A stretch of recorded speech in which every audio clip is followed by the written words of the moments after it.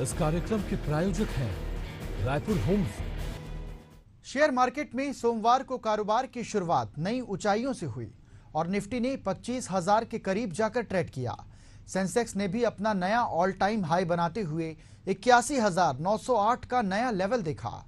Nifty ने भी लगभग 25,000 का लेवल देखते हुए 24,999 का हाई लगाया। हालांकि बाजार में ऊंचे स्तरों से बिकवाली आई और निफ्टी की शुरुआती बढ़त खत्म हो गई और उसने 24,836 के लेवल पर फ्लैट क्लोजिंग दी। इस दौरान निफ्टी में 1 अंक की बढ़त रही, सेंसेक्स में 23 अंकों की बढ़त रही और वो 81,356 के लेवल पर क्लोज हुआ। नमस्कार, बहुत स्वागत है आपका एशियन न्यूज के खास कार्यक्रम स्टॉक पे टॉक में और मैं हूं आपके साथ अमनदीप।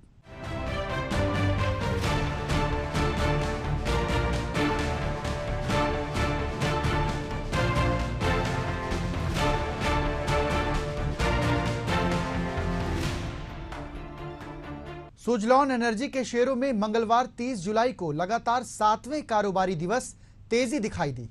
कंपनी के शेयर 5% की तेजी के साथ 68 रुपए के अपने नए उच्चतम स्तर पर पहुंच गए। साथ ही शेयरों ने अपनी अपर सर्किट सीमा को भी छू लिया। जून तिमाही के नतीजों के ऐलान के बाद से कंपनी के शेयरों में अब तक 23% की तेजी आ चुकी है। विंड एनर्जी कंपनी ने बताया कि जून तिमाही में उसका शुद्ध मुनाफा करीब 200% से बढ़कर 1,348 करोड़ रुपए रहा, जो इसके पिछले साल इसी तिमाही में 302 करोड़ रुपए पर था।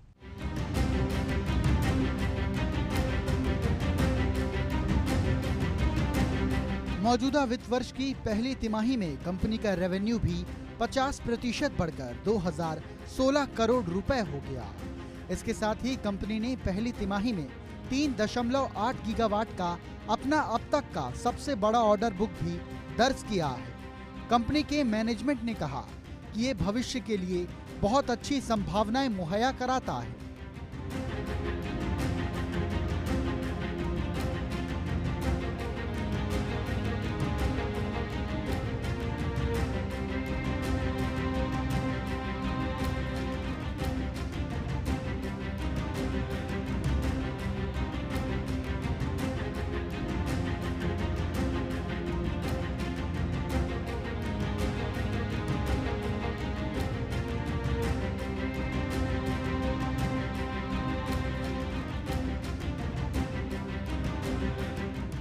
सुजलॉन ग्रुप के वाइस चेयरमैन गिरीश तांती ने कहा और ये बताया कि हम इंडस्ट्री की मांग को पूरा करने और अनुकूल परिस्थितियों का लाभ उठाने के लिए पूरी तरीके से तैयार हैं। वित्त वर्ष 2025 की पहली तिमाही में हमारे सबसे अहम प्रोजेक्ट सीरीज MWS 144 की डिलीवरी के साथ हम अपनी मौजूदा ऑर्डर बुक को पूरा करने के लिए मजबूत स्थिति में हैं।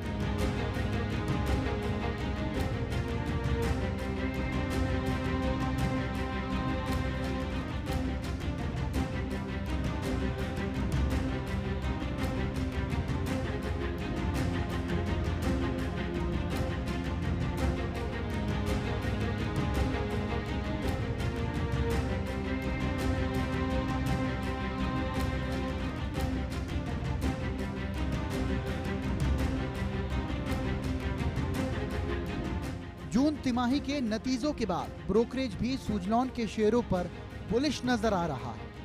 ब्रोकरेज फर्म मॉर्गन स्टेनली ने 58.5% शेयर के टारगेट के साथ सुजलॉन के शेयरों पर अपनी ओवरवेट रेटिंग को बरकरार रखा है। हालांकि पिछले 7 दिनों में आई तेजी के साथ सुजलॉन के शेयर ने इस टारगेट को पार कर लिया है।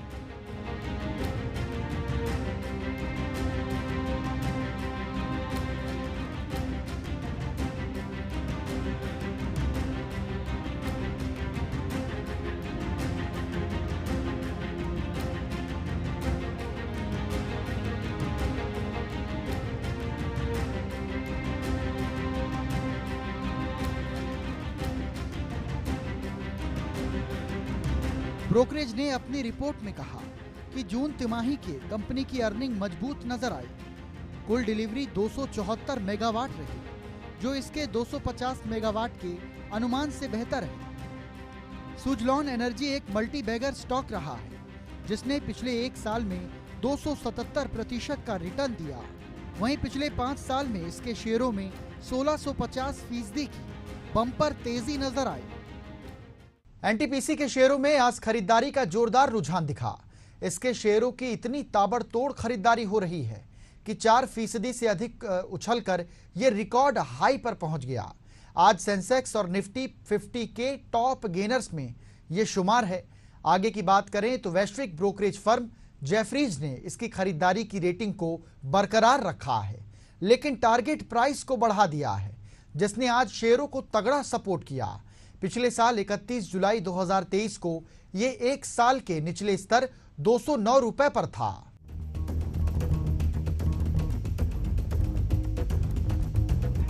वैश्विक ब्रोकरेज फर्म जेफरीज ने एनटीपीसी की खरीदारी की रेटिंग को बरकरार रखा है। ब्रोकरेज ने इसका टारगेट प्राइस 445 रुपए से बढ़ाकर 485 रुपए कर दिया।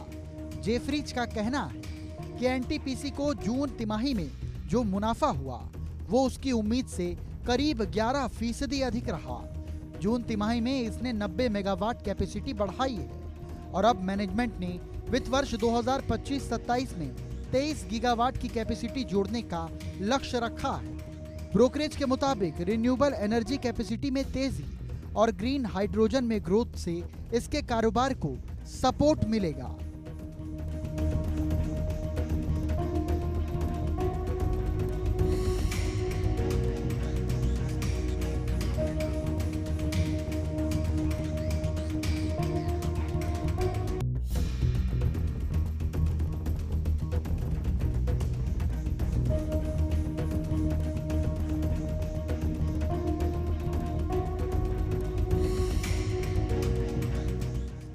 जेफरीज ने एनटीपीसी को खरीदारी की रेटिंग दी और इसका टारगेट प्राइस भी बढ़ा दिया।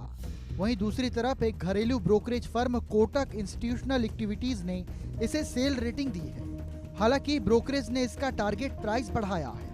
कोटक ने एनटीपीसी के शेयरों का टारगेट प्राइस 275 रुपए से बढ़ाकर 290 रुपए कर दिया है। हालांकि कोटक का कहना है कि अगर ये कंपनी कोल कैपेसिटी को 15 गीगावाट और बढ़ाती है तो इसके टारगेट प्राइस में 15 रुपए की बढ़ोतरी की जाएगी। रिन्यूएबल कैपेसिटी में 50 गीगावाट की बढ़ोतरी होती है तो टारगेट प्राइस 15 रुपए की बढ़ोतरी की जाएगी। ब्रोकरेज का कहना है कि इसके ग्रोथ में जितनी भी गुंजाइश है वो इसके वैल्यूएशन में शामिल हो चुका है, यानी कि आगे तेजी की गुंजाइश कम दिखाई दे रही है।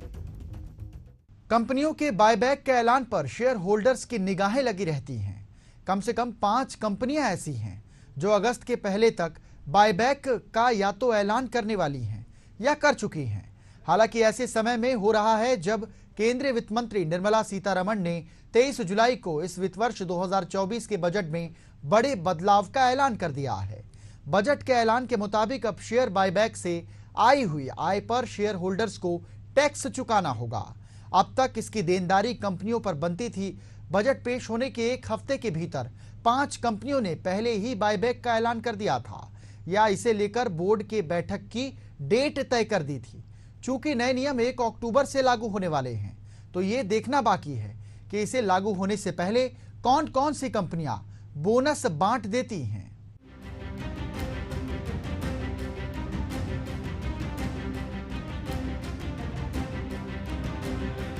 वेल्सपन लिविंग पहले ही शेयर बायबैक का ऐलान कर चुकी है, जिसकी रिकॉर्ड डेट 5 अगस्त है। इंडस टावर के शेयर बायबैक के प्रस्ताव पर आज 30 जुलाई को बोर्ड की बैठक में ये फैसला होगा। इसके अलावा सविता ऑयल टेक्नोलॉजीज के बायबैक पर 3 अगस्त, सेरा सैनिटरी वेयर के बायबैक पर 5 अगस्त को और AIA इंजीनियरिंग के बायबैक पर 7 अगस्त को बोर्ड की बैठक में फैसला होगा।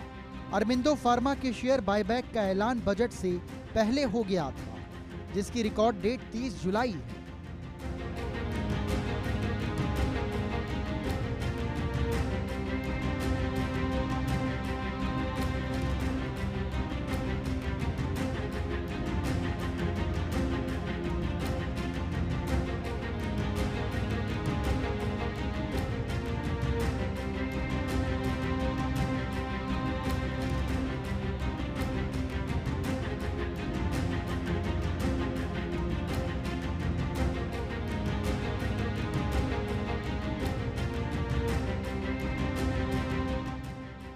ऊपर उन कंपनियों के बारे में बताया गया है कि जिन कंपनियों ने बायबैक से जुड़ा ऐलान कर दिया है।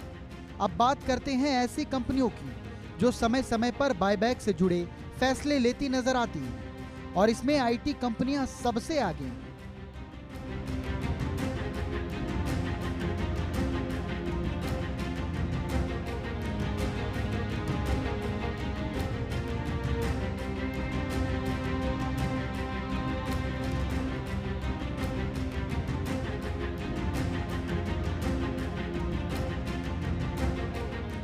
इनकी बात इसलिए करना जरूरी है क्योंकि 1 अक्टूबर से नया नियम लागू हो जाएगा, तो ये देखना है कि क्या ये शेयर बायबैक से जुड़ा ऐलान करेंगी। हालांकि सबसे अहम तो ये भी जानना है कि क्या कंपनियां अगर चाहें तो इसका ऐलान भी कर सकती हैं।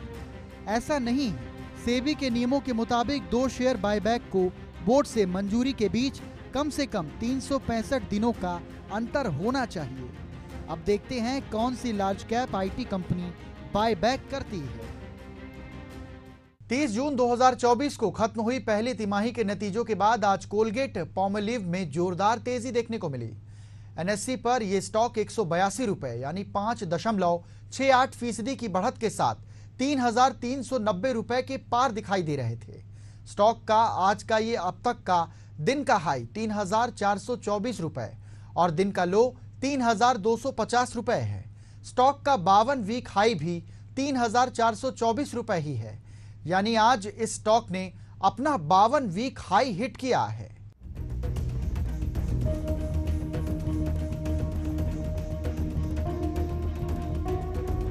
कंपनी के नतीजों पर नजर डालें तो पहली तिमाही में कंपनी का नेट प्रॉफिट सालाना आधार पर 273 करोड़ रुपए से बढ़कर 364 करोड़ रुपए और आय सालाना आधार पर 1324 करोड़ रुपए से बढ़कर 1496 करोड़ रुपए पर रहा। हालांकि कंपनी के मुनाफे के 332 करोड़ रुपए पर और आय के 1430 करोड़ रुपए पर रहने का अनुमान किया गया था।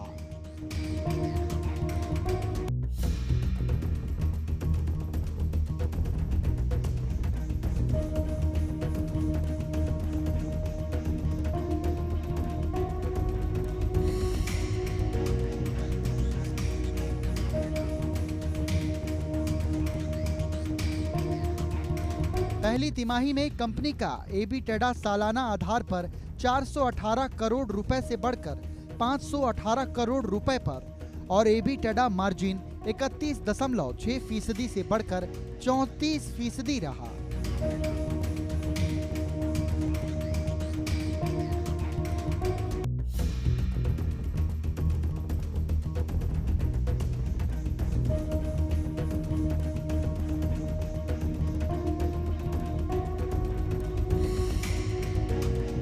टूथपेस्ट सेगमेंट में हाई सिंगल डिजिट ग्रोथ देखने को मिली।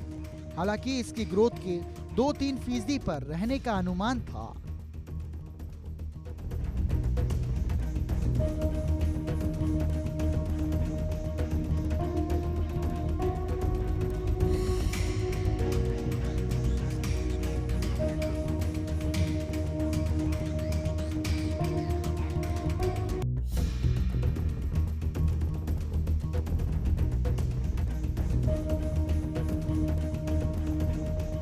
नतीजों के बाद जेफरीज ने कोलगेट पॉमलीव को बाय कॉल करते हुए 3570 रुपए प्रति शेयर का लक्ष्य दिया है। वहीं जापानी ब्रोकरेज नोमुरा ने स्टॉक पर सेल कॉल करते हुए 2800 रुपए प्रति शेयर का लक्ष्य दिया है।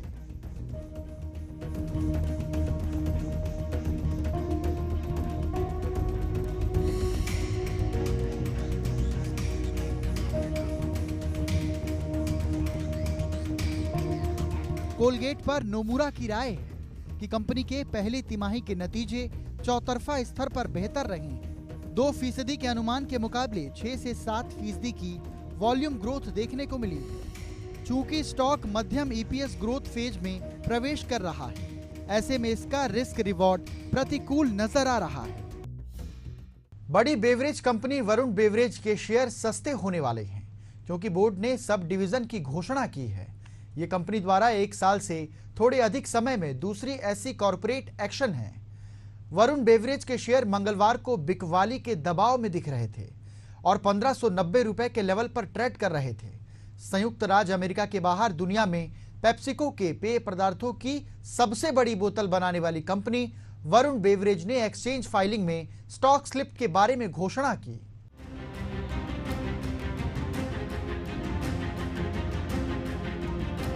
कंपनी द्वारा स्टॉक एक्सचेंज को दी गई सूचना के अनुसार आयोजित बैठक में निदेशक मंडल ने मौजूदा इक्विटी शेयर ने सब डिवीजन को मंजूरी दे दी है, जिसके तहत 5 रुपए फेस वैल्यू वाले प्रत्येक इक्विटी शेयर को 2 रुपए फेस वैल्यू वाले पूर्ण चुकता इक्विटी शेयरों में विभाजित किया जाएगा।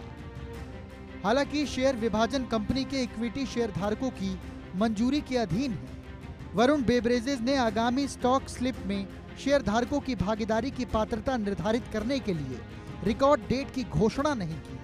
कंपनी ने कहा कि रिकॉर्ड डेट की घोषणा नियत समय में की जाएगी।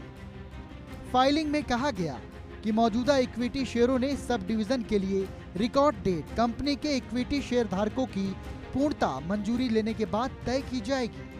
इससे पहले जून 2023 में वरुण बेवरेज ने अपने इक्विटी शेयरों के फेस वैल्यू 1:1 के में विभाजित किया था, जिसका अर्थ है कि 10 रुपए फेस वैल्यू के प्रत्येक इक्विटी शेयर को 5 रुपए प्रत्येक के 2 इक्विटी शेयरों में विभाजित किया गया था।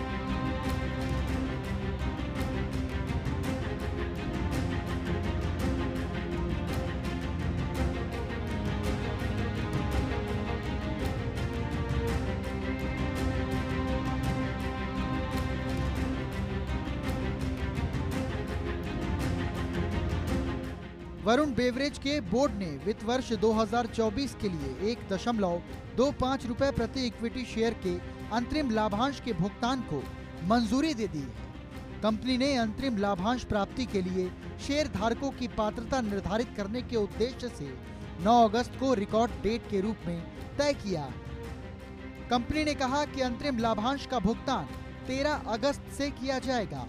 फाइलिंग में कहा गया कि अंतरिम लाभांश का भुगतान मंगलवार 13 अगस्त 2024 से उन शेयर धारकों को किया जाएगा जिनका नाम कंपनी के सदस्यों के रजिस्टर में या डिपॉजिटरी द्वारा बनाए गए लाभकारी मालिकों की सूची में शुक्रवार 9 अगस्त 2024 तक दर्ज है। एनालिस्ट की स्टॉक पर राय है कि वरुण बेवरेज एक स्ट्रॉन्ग फंडामेंटल वाली कंपनी है। एनालिस्ट मानते हैं कि लॉन्ग टर्म में उनका ये स्टॉक अच्छा रिटर्न देगा। ट्रेंड लाइन पर मौजूदा डेटा के अनुसार 16 एनालिस्ट इस स्टॉक पर स्ट्रॉन्ग बाय रेटिंग दे रहे हैं। पिछले 6 महीने में स्टॉक ने 27% का रिटर्न दिया है। पिछले 1 साल में स्टॉक ने अपने निवेशकों को 97% का रिटर्न दिया है। और इसी के साथ हमारे खास कार्यक्रम स्टॉक पे टॉक में फिलहाल इतना ही। मुझे दीजिए आज्ञा। नमस्कार।